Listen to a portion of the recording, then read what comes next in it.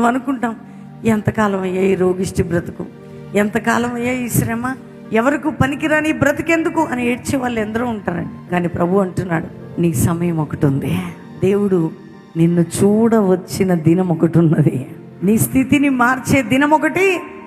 ఈరోజు శత్రువులు నిన్ను తల వంచే విధంగా చేసిన, ఈరోజు నీ పగవారు, నీ ప్రియులు, నీ స్నేహితులు నీ కీడు చేసిన, ఒకరోజు అదే కీడుని క్యాచ్ చేసి దేవుడి మేలుగా మార్చబోతున్నాడు కదండి.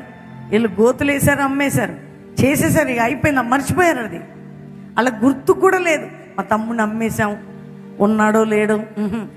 మళ్ళీ ఐగుప్తుకు వచ్చి వాళ్ళ దగ్గరికి వచ్చినా కానీ ఆయన గుర్తుపట్ల. ఎందుకంటే వాళ్ళకి ఎందుకు ఉంటుందండి, దేవుడు ఈ స్థానంలోకి వాళ్ళ తమ్ముడిని తీసుకెళ్తాడని.